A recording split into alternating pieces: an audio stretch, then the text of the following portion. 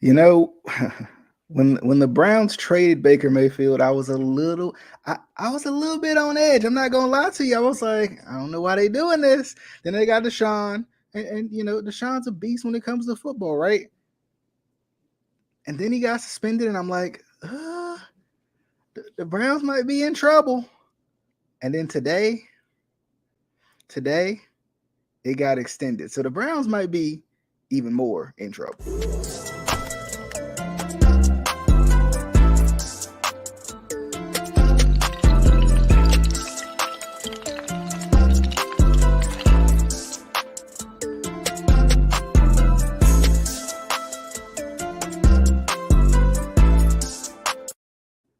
All right, what is going on, good people?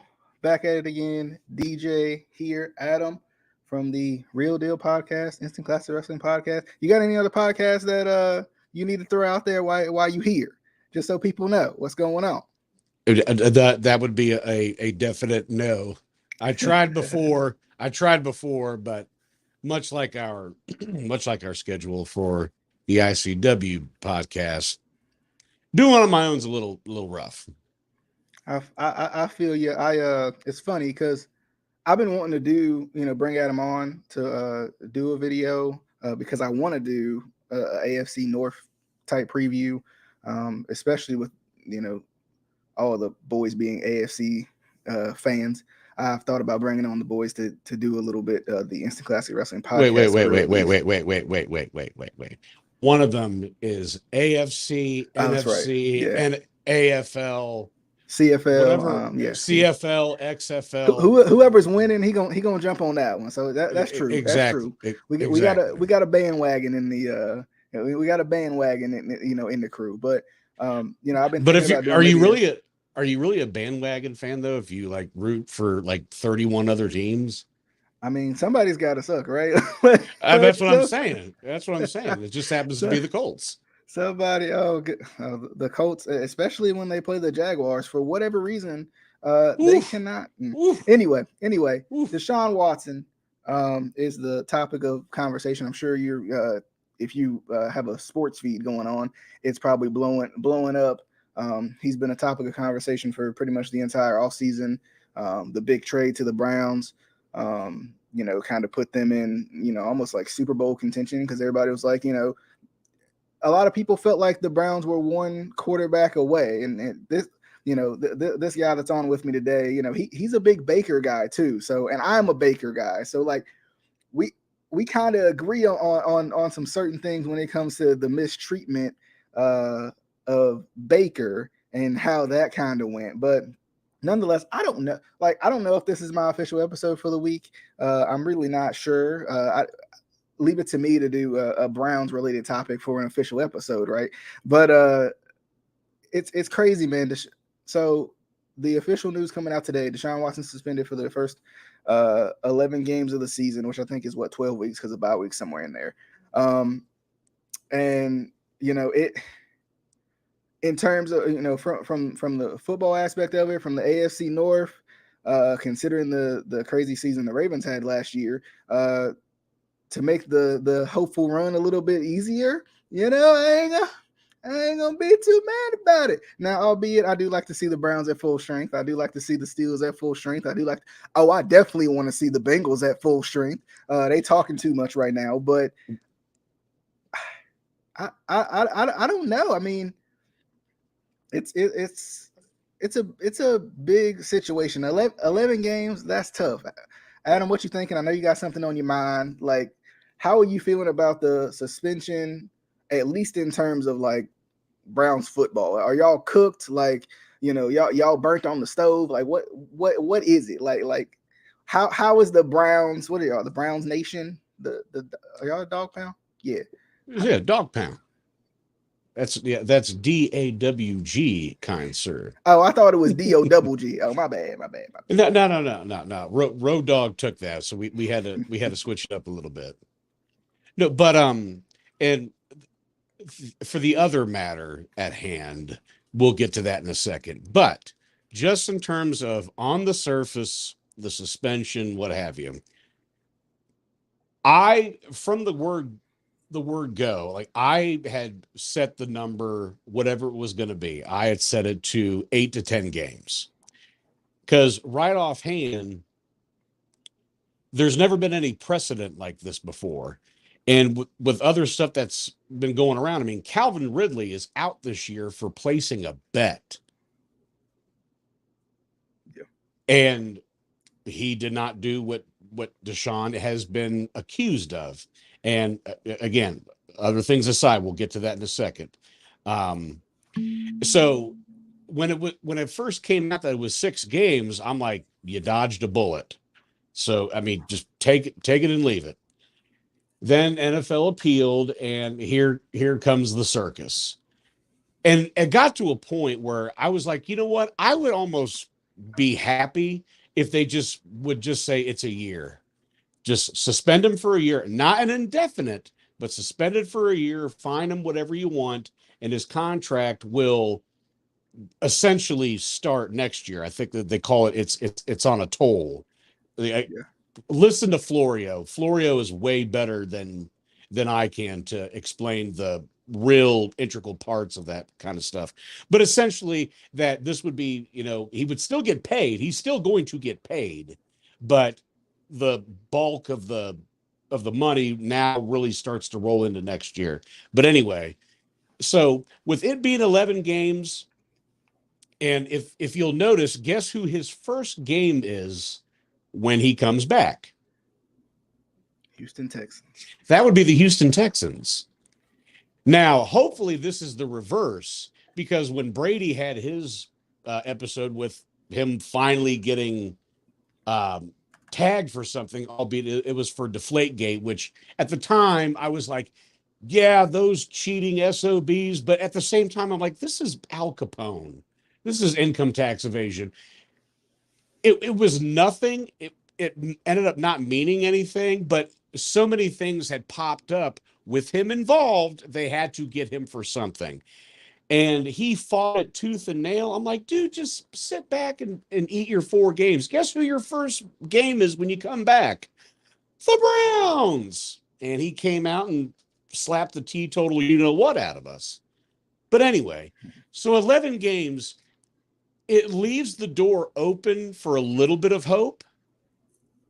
I won't say it destroys their season. And I know this is going to sound weird. If it was 12 games, I would say do not have him take a snap this year. Do not have him take a snap this year, because who knows what will be by that point.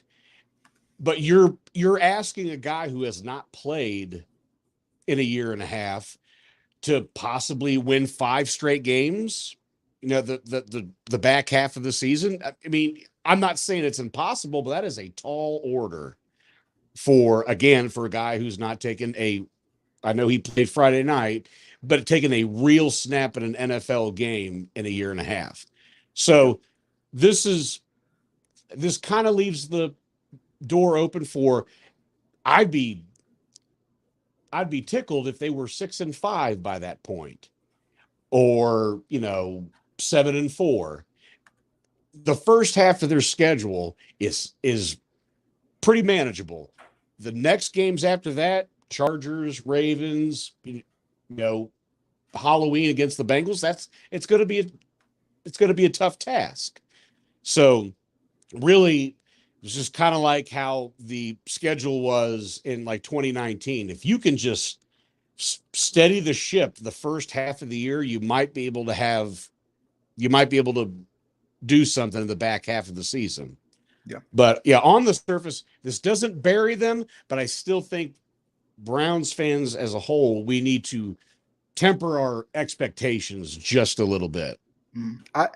My personal opinion on this, this is just me. This is just how I'm feeling about it. This is just on the surface, and you can see in the title, I think they're buried alive.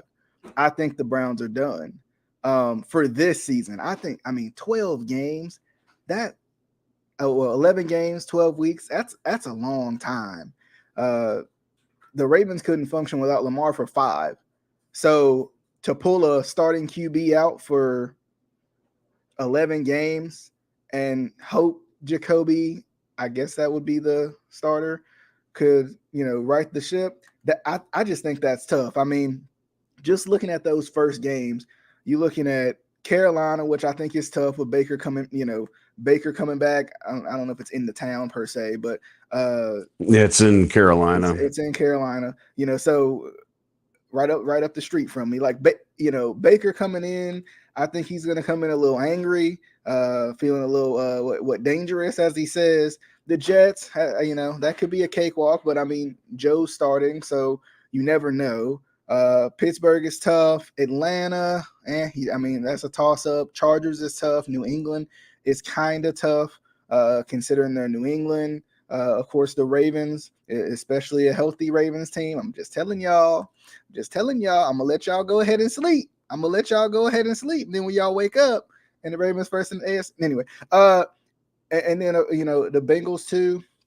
And then I think the last little bit of that is what the Miami game and the Buffalo game, which is two tough games, especially a new look Miami team with Tyreek Hill, Jalen Waddle, and all those guys. See what Tua's going to do. And then, the Bengals look to be back. Now, I for darn sure hope y'all beat the Bengals without Deshaun.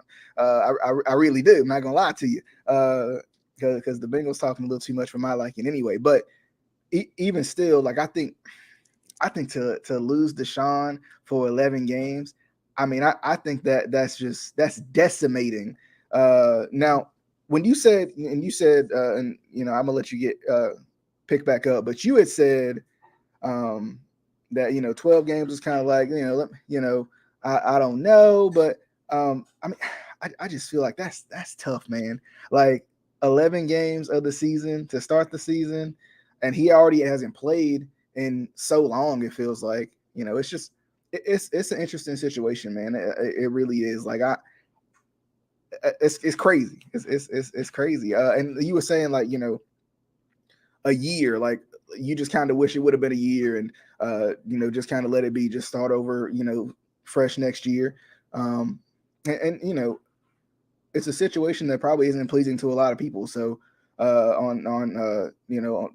from the Browns' perspective, from the rest of the NFL's perspective, is there really a right decision in this one? It's kind of tough to know, but it's one of those things where, like, I don't know. I almost kind of surprised, considering the Calvin Ridley ruling, that they didn't go a year, to be honest. But, because, I mean, I think this is Calvin's first offense on top of that. So it's not like he – but anyway, you had something? Well, I was going to get my friendly Bengal jab at it, because, I mean, Jamar Chase, I'm surprised you can talk with all that salt in your mouth about Denzel and Greg Newsome. But to his credit, I give him credit. He was asked point blank by one of the reporters down there, who was the best corner you faced last year? And without missing a beat, he said Denzel Ward. I'm like, yeah, I mean, when he jumps in front of a pass and goes 99 yards to the house, I mean, it's kind of par for the course. But yep. But anyway, but no, and by the way, you mentioned the Steelers. Cam Hayward went down today. Oh, really? Yes. Now I didn't hear anything to the severity of it, but I mean, right offhand, like, he's going to be out a little bit. I'm not saying it's going to dip into the season. I haven't heard any more of it, but obviously, like, I listened to the Cleveland Browns Daily, the Brown show that I listen to all the time, and that had come in. God, it was about like 2:30. There must have been, I don't know if it was during a play or if there was like a mini scrum, but like he had caught the bad end of it. But there have been a lot of scrums going on. I heard Josh Allen and Mac Jones got into it today. Oh, speaking of, imagine if that would have been Lamar in that particular in a scrum during practice. No, let me ask. I just mentioned Denzel Ward. Tell me why come in that 100 greatest players, active players right now, the list, how is Mac Jones ahead of Denzel Ward? How is Mac Jones in the top 100? That's what I was about to say. How is Mac Jones even in the top 100? He's not trash, but 100 greatest players? Yeah. Are we sure? Yeah. That's just one of those, like, you have to look around the list by that point. It's like, okay, who are the other quarterbacks in that general region, or just players in general? I'm like, 85. I mean, he got better per se, whatever, but guess what happened when he faced a stud defense? He got some in the mouth, and really, really, it was. I'm trying to think, like, they did go on a little bit of a tear in the middle, but I don't know. I think that was just a little bit of fool's gold.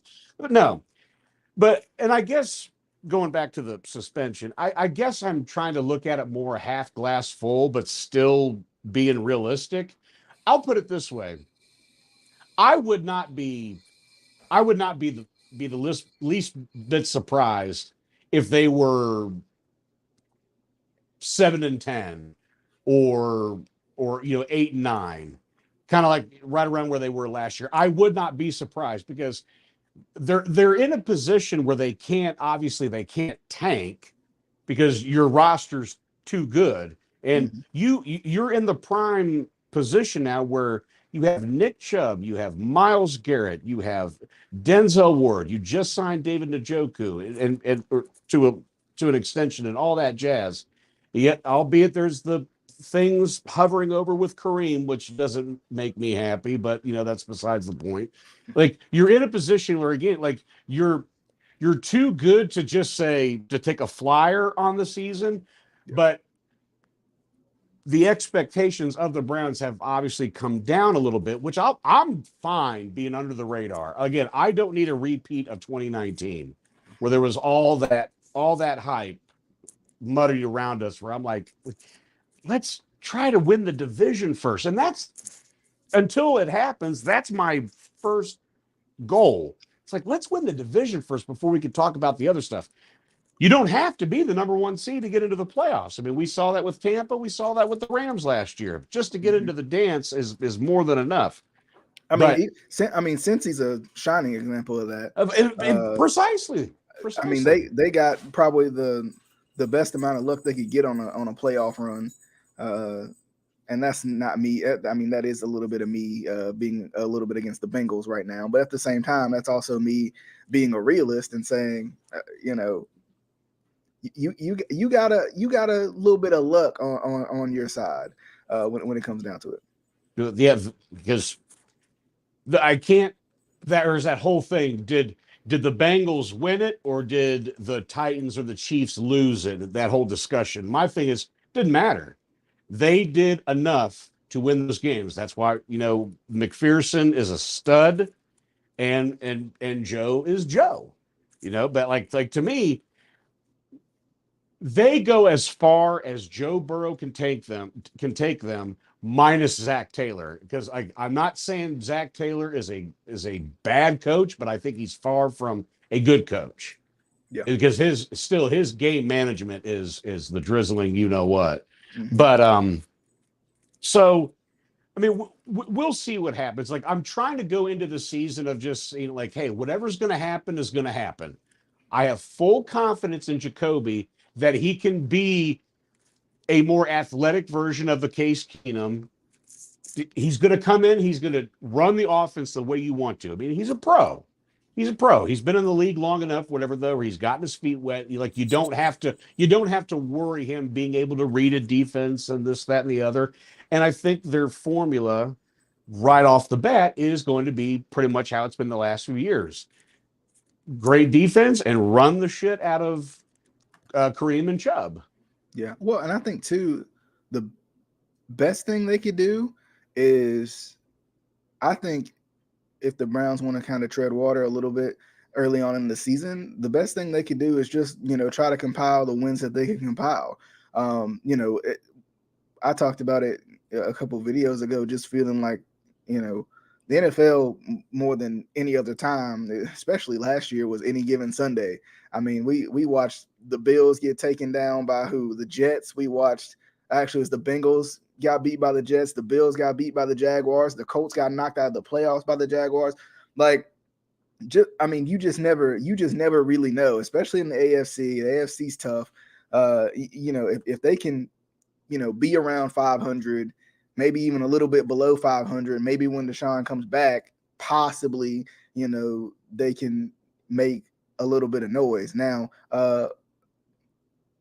as long as the noise is being made against the Bengals, the Steelers, and not the Ravens, preferably. That's just how I'm feeling. But so you got any final thoughts on how you feeling about what's going on? How you feel about the AFC North now? Like you feel like the Browns just gonna try to keep it afloat and then make a run at the end, or you think it's just gonna be tough sledding? I mean, it's tough sledding regardless. Especially being in this division, AFC East. That's going to be tough sledding now because now all the teams are, with the exception of the Jets, I think they're going to be better. I mean, we'll see how things are going to be with Zach Wilson, but I mean, it was going to be tough sledding regardless. But they're going to go out and they're going to compete. They're going to go out and try to win every game. But like I said, like I'm not going into this of saying like, man, Jacoby's going to be the man. He's going to take us to the promised land. Jacoby may not win you a lot of games, but he's not going to lose you a bunch of games, if at all. And like I would imagine, with the exception of like the Jets game, the Atlanta game, like those, there's going to be a lot of tight games, but we have to, as fans, we have to try to expect that, because again, you upgraded at quarterback, but you're not going to have them for, you're essentially not going to have them for, especially starting now, for 4 months, right? Because his suspension starts the 30th. He can't be at the facility for 6 weeks. Then he can come back. I think it's November something, whatever the case. The other thing too, people need to realize is that he also has to meet the agreed upon steps of therapy and all that stuff. Then he's reinstated, per se. Yeah. But overall, like they can absolutely still, I think they're good enough because of their running game and their defense. They're good enough to still be the 6th seed or the 7th, dare I say the 5th. We shall see. AFC West, they're going to beat each other up. The East, they're going to beat each other up. The South is a crapshoot, and because the Titans' window is rapidly closing. I think that's one for sure that has taken a huge step back next season. Yeah, and I think the thing about the Titans, I get it. Like the footage came out of Julio Jones not being able to get open and all of this. Forget that. Julio Jones is still a steal. I don't care. I'm sticking to that. But at the same time, especially for the price you can get him at, that the Bucs probably got him at right now. But still, after cutting Julio Jones, trading AJ Brown, drafting a rookie quarterback, I think the Titans are in rebuild mode. I mean, I know Tannehill will probably still start, but I mean, over the past 2 years, he's lost, like we said before, Julio, AJ Brown, Corey Davis, all of these guys that were pretty big pieces. And I'm trying to think. I want to say they lost a tight end too, if I'm not mistaken. But I'm just blanking on the name. But still, I think he went to the. He was good too. I can't remember. Didn't he go to the Patriots? I think so. Yeah, I'm on the tip of my who tongue, it is, but I can't think of who it is. But real quick, I want to hear your thoughts, kind of in closing, because I have been very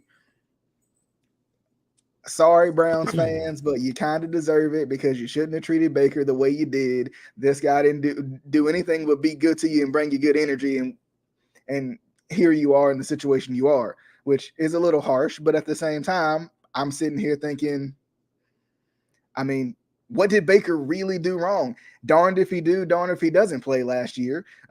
Especially looking at it now, he probably felt like he had to play. You're literally what, 2 years removed from him getting the Browns their first playoff win in what, 20, 25 years, whatever it was. I think it's 20 years. But I mean, that's a big deal regardless. And like that, you turned on him. And I'm not. And here's the thing: in terms of going out and getting a guy like Deshaun, who's as good as Deshaun, who's put the numbers up like Deshaun, I don't blame you for getting Deshaun if you feel like Deshaun is a better fit. But to turn your back on Baker, who's done nothing but really turn the franchise around a little bit, and I know like it's not a one-person game, I get that, but I mean, the Browns have had pretty good defenses before. The Browns have had pretty decent O-lines before. They've had pretty good running backs before. You got like the quarterback is like that X factor piece that you slide in there. That's what puts you over the top. So I want to hear from you about like this whole Baker situation, like him going to the Panthers. Of course, you get Deshaun out of it, which is kind of it makes it better. But at the same time, I feel like from what I've heard from you, Baker was your guy. Like, this is a guy like, if he's here for the rest of his career, I'm cool with it. Right. So I want to hear from you, especially from a Browns fan, because I've been very pro Baker on this channel, but especially from a Browns fan. Number one, how did you feel? Number two, what do you think he'll do for the Panthers?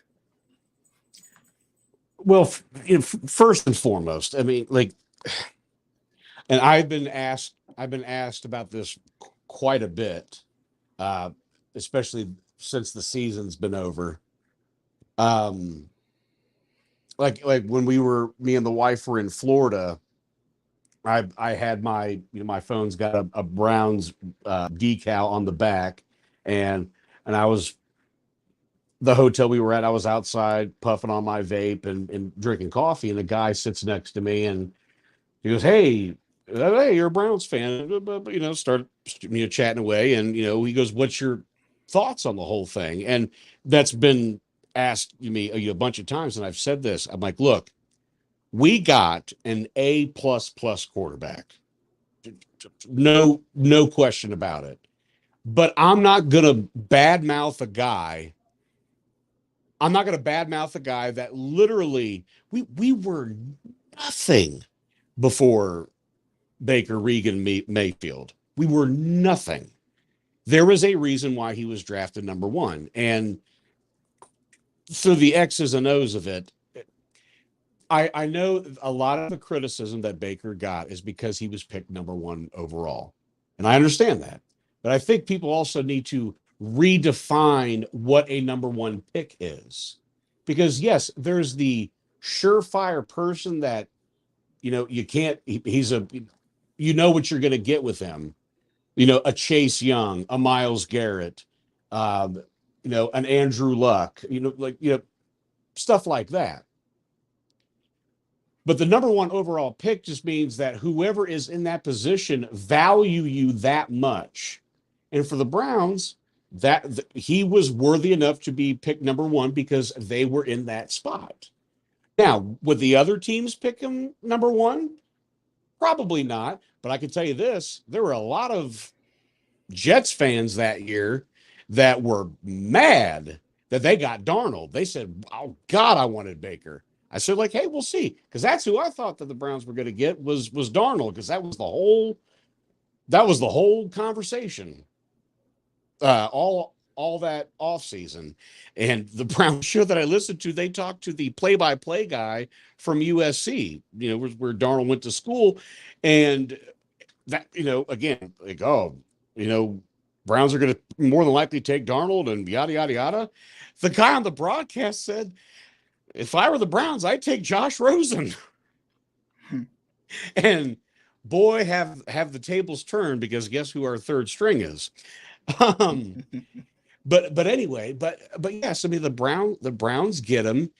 There's that whole circus with Pugh says that Tyrod is going to be the starter, and Baker's not even getting a chance with the ones. And I was for the plan, quote unquote, is let him learn, let him get his feet wet when necessary, but we don't have to force the issue, because again, we got to be damn sure that this guy is the quarterback that we've been waiting for. Then one Thursday night football, Tyrod gets hurt and Baker comes in, and the rest is history. I still have that audio soundbite on my phone from our play-by-play guy calling it, calling his first couple of plays and then leading him back to victory. I sobbed that night because at that point we had won one game. We had won no games in whatever the stretch was, and it was finally a release. And that season goes however it went. We were actually had a chance to sniff the playoffs, but I'm just glad that we're in a position playing meaningful football in December. It's not, August, October 20th. And I'm like, can we just get done with this season? Like there was a reason to be engaged late in the season, and 2019 was a disaster. We don't have to relitigate that. We know what happened. Them getting Odell. 2020 is a magical season. Like that year, that Thursday night game and the 2020 Browns is going to hold a very special place in my heart for a very, very long time. Baker gets them to the playoffs. And again, another one where I broke down in tears because it had been since 2002 by that point. So 18 long years. And then last year was another thing, riddled with guys being out for COVID. We got the injury bug bad. And even despite all that, all they had to do in that stretch, all they had to do was win 2 more games. That was it. That was it.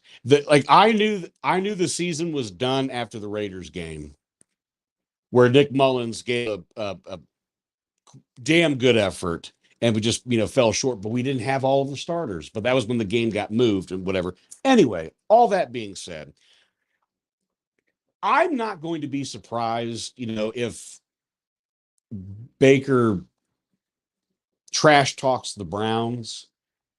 He kind of has a right to, because all the stuff that was happening in the offseason, he was basically held hostage of him being able to go somewhere. But he didn't do himself any favors with kind of how the last handful of weeks went, with how he was talking to the media and this, which I love, because some of those guys can be real pompous. But at the same time,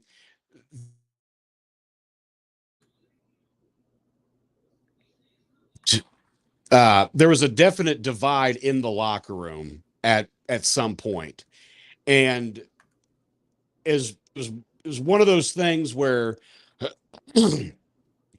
if you pay him now, and this was before last year, if you pay him now and he has the season that he has, now you're stuck with him. But if he goes and balls out, you have to pay him. You have to pay him. The only problem is he gave us 2 good years and one really not so great year and a kind of a so-so year last year. So it was very Jekyll and Hyde. When this came to be a possibility, it was like November when they were talking about possibly making a move for Deshaun. And I thought it would have been way too much. I thought would have been way too much to go after him, just given all like the financial aspects of it, blah, blah, blah. And I'm like, at the same time, I'm like, we were 8-9. Yes, we're disappointed. We missed the playoffs, blah, blah, blah. But we were 8-9. Just because there's a flood in your basement does not mean you set fire to the house and we just got to start over. Like I thought it was irresponsible, but as the end of the year came about and all the stuff that was coming out afterwards, it was quickly realized that, okay, he's not going to be back. But my point I was making was, when the discussion started, my thought with Baker was, I'm not saying he's not Patrick Mahomes, he's not Tom Brady, he's not Aaron, he's not any of those guys. But my question is, do you think, if you're Jimmy Haslam, if you're Andrew Berry, do you think you can win a Super Bowl with Baker Mayfield? If the answer is yes, End of discussion. None of this, yeah, but blah, blah, blah. I'm like, no, if you think he is that good to take your team to the promised land, then there's no, there's no debate to be had. I mean, one game away from winning the AFC Championship game, like what, a year ago, 2 years ago, almost to get to the AFC to it. Championship. That's right. We were two. That's right. Two bad calls away. Two bad calls away. The non-call on Hollywood Higgins, the helmet to helmet shot at the goal line. There was another one where part of that. I'm probably thinking of the game last year where Ronnie Harrison gets thrown out of a game when he got shoved by a coach. He shoves back. Ronnie gets ejected, but the coach was allowed to stay in the game. I'm just like, why? Anywho, so in the midst of all that, I had thought to myself, like, okay, if they are going to move from Baker, like it has to be an Aaron Rodgers, a Tom Brady, a Deshaun Watson. I say it has to be that type of guy, because then there was all this conjecture about them possibly getting Cousins, which I thought would have been the worst idea, because I'm like, but you're getting the same guy. Yes, Kirk Cousins is very efficient. He's very good in that offense, and there's that chemistry with him and Stefanski from when Stefanski was in Minnesota. But if you're trading the same guy, like what's the point? Because then you got to take in that contract, because he's 2-year contract Jones.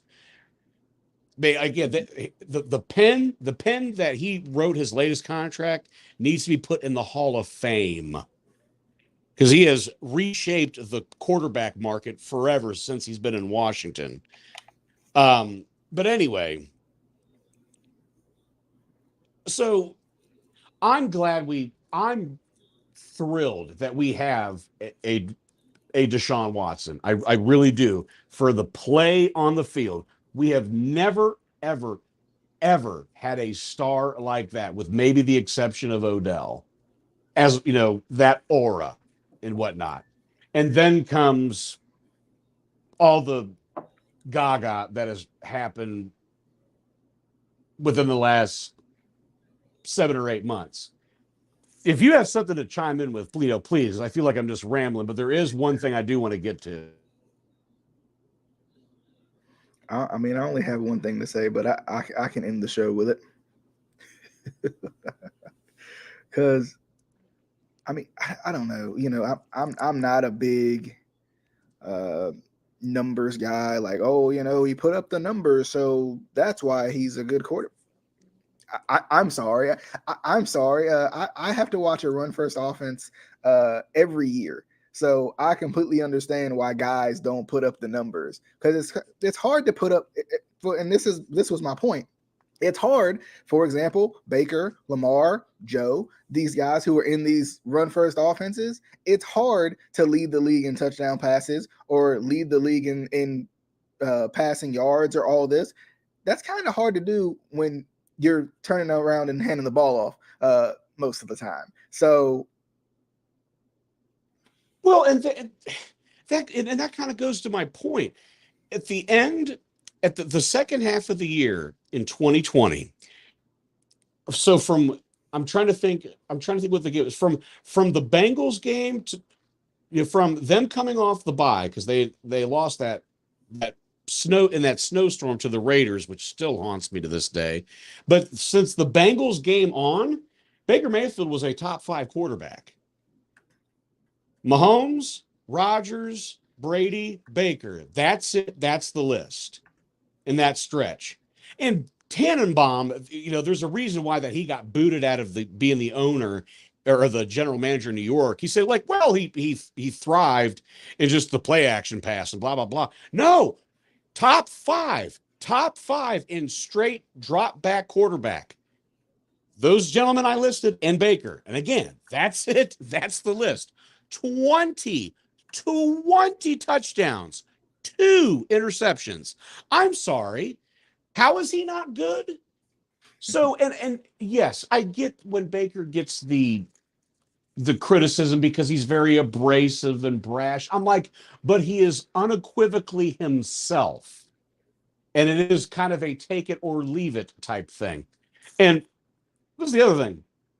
All the stuff going around about, where's he going to go and all that stuff. I had a buddy of mine who's a Cowboys fan. No names, please.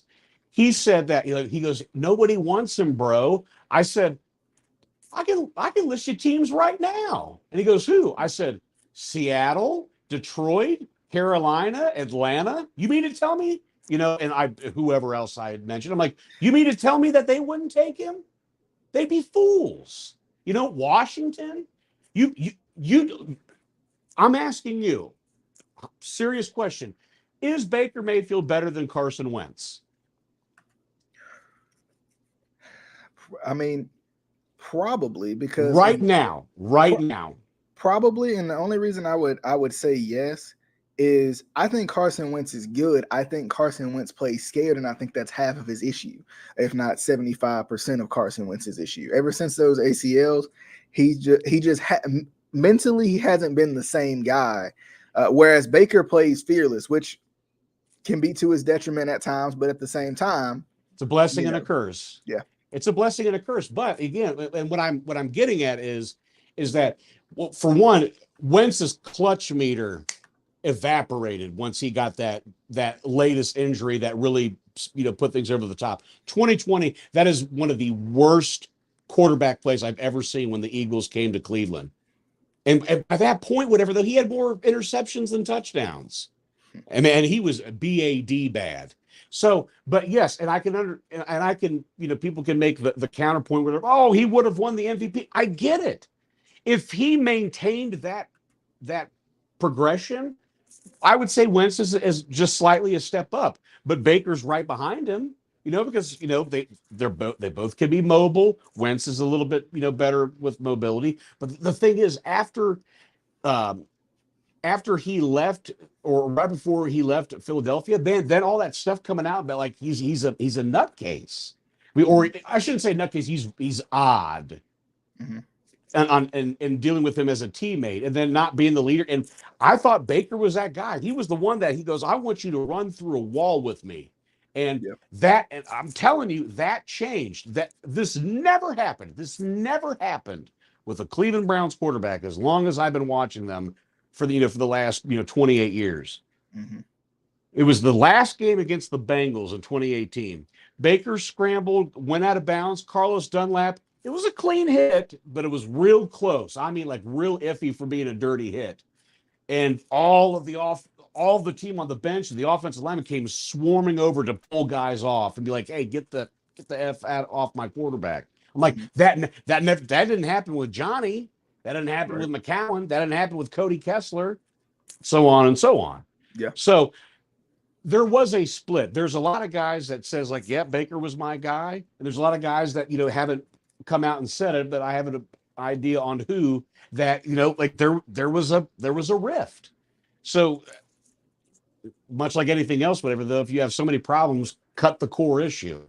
Maybe he was, maybe he wasn't. I don't know. But I was saying that he needs to go to an NFC team. Aside from, I don't want to see him, every other year or twice a year, like God forbid if it was ever within the division, but his style fits more of the NFC, like a Garoppolo, which we were bandied about possibly getting if Watson was going to be out for a year. And I told a buddy of mine that lives down there, I said, you got a good one. You got a good one. And I just want to put this out there. I do feel very bad for Sam Darnold. I really do. Yeah. This was supposed to be his rehab, if you will. Him getting shown why he was a top 5 pick, whatever. Though, and as soon as Baker got traded, I'm like, he's beaten out Darnold. He's already beaten him, I would say twice, but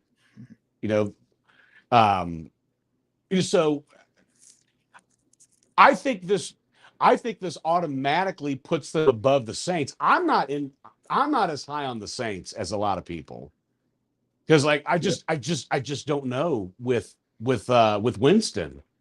Right. Aside from he was on his way to be better last year, but then he tore the ACL, and we don't know how he's going to look coming back.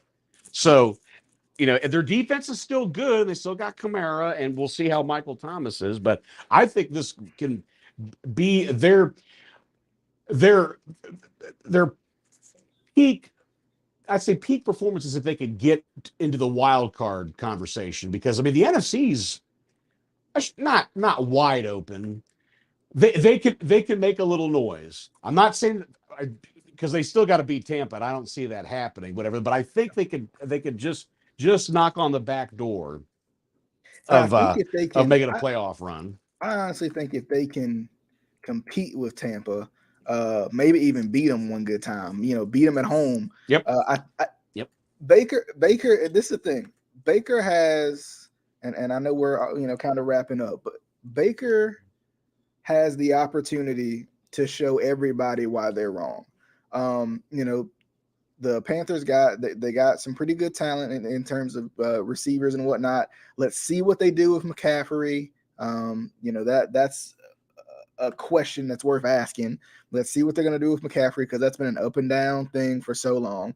I think that's the biggest thing. Let's see what they're going to do with McCaffrey. And I think they can beat. They definitely can beat the Falcons, especially as young as they are. They're a young core. They definitely can beat the Falcons. They definitely can beat the Saints. The Buccaneers is the toss up right there. Chicago and Atlanta are going to trade off of a battle to be the worst team this year. Those are two bad teams. I would say Chicago is probably the worst. I wouldn't bet on them. Yeah, no. And I hate to say that because I love Justin Fields. I adore him. I almost wish they could trade him somewhere, just because they ruined him last year, and it's not any better this year. But they're kind of stuck with the assets that they moved up to go get him. But anyway, I just want to make one more point. In terms of this entire process with the decision coming down and the NFL appealing. And to start off, I want to make this very abundantly clear. I do not condone, nor do I support what Deshaun has been accused of. No way, shape, or form. Having said that, he's not innocent, but two grand juries decided not to take it to court. So in the criminal aspect of it, he's off scot-free, if you will. Nothing was going to come of that. Now, in terms of the civil case, there's one outstanding one that they still need to worry about with him, but he's settled about 95% of them. So that's all fine and dandy. I wanted there to be closure to this whole thing, because this does nobody any good. To the victims, to Deshaun, for the Browns. And that's mainly my whole problem with this whole thing, is that the team and the fans, we the fans, suffer the most for this. And again, completely different discussion. I'm not talking about what he's being accused of. That is a separate discussion. Some wrongdoing had been had in those, with those allegations. Some wrongdoing had been had there, and I'm not refuting that at all. And nobody was saying that he should not be suspended, other than Deshaun. But that was my problem with this whole thing. His camp wanted no games, wasn't going to happen.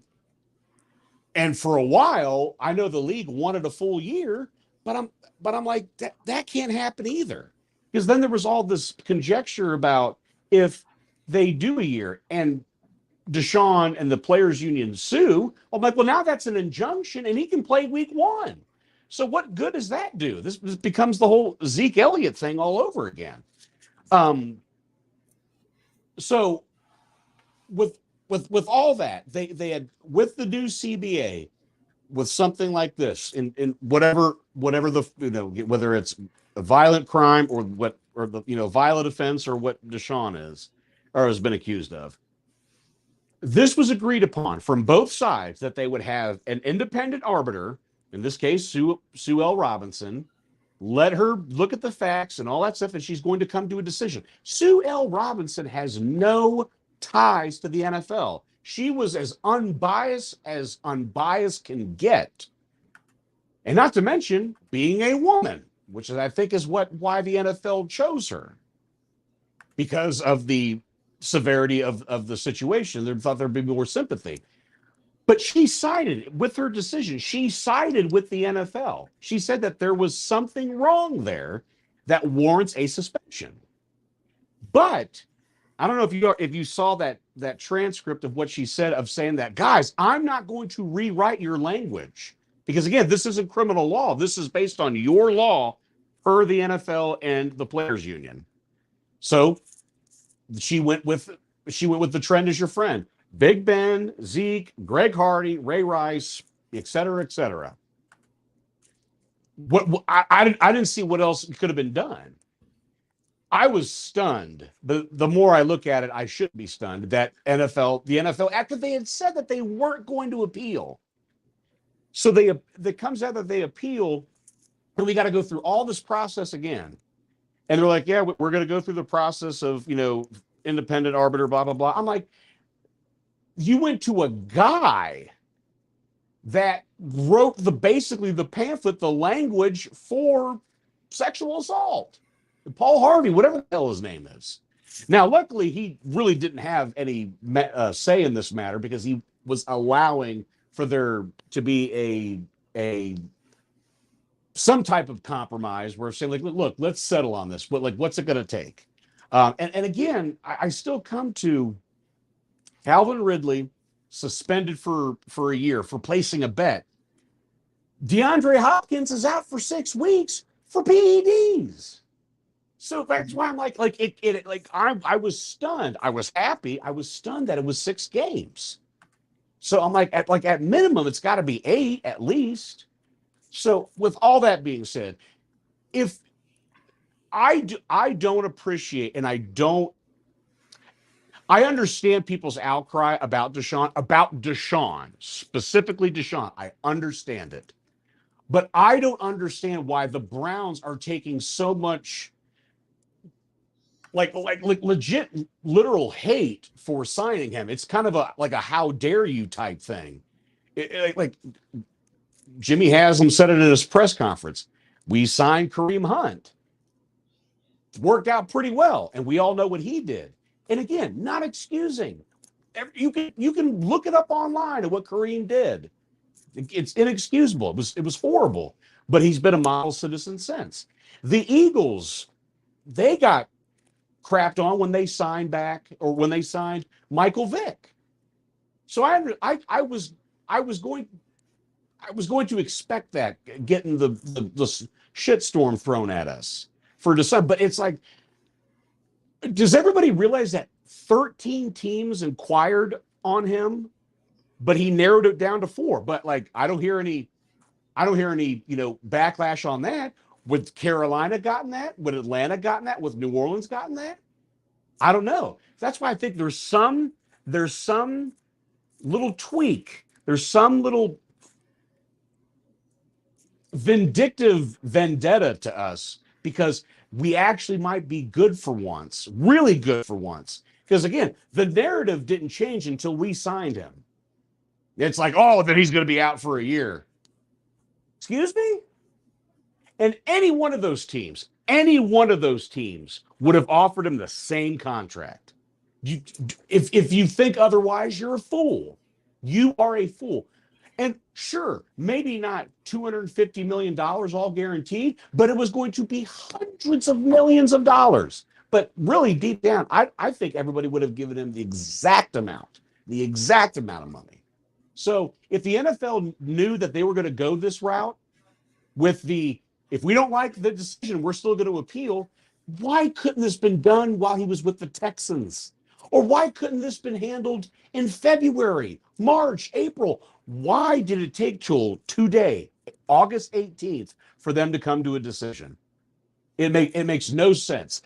And if you didn't want anybody for him to get that type of money, then don't inquire anybody to be able to trade for him. The Browns made a business decision. That's it. That is it. Yeah, solid point. I think you were pretty spot on, and it's always nice to hear from somebody more directly in the situation as opposed to a psychopath. As opposed to I'm on the outside looking in. I'm like, darn the Browns, they got Deshaun Watson, but they won't beat the Ravens. That's my thought process on all of this. Okay. Yeah, I'm always gonna be like, Deshaun ain't beat Lamar yet, so I'm just gonna throw it out there. Yeah, I mean, that's again, it is what it is. But just in terms, for the team, they got an A++ quarterback, and they have to work through the first 10 weeks, and then when they get him back, whatever, though, like, all right, game on. So, and again, I'm not surprised by the criticism, but a lot of the reasons behind it was kind of a how I dare you type thing. If that's the case, that anybody that ever watches the NFL, then don't watch it. Because if you think everybody across the league are angels, you haven't been paying attention. Well, Adam, I appreciate I don't know what happened there. I appreciate you coming by, of course.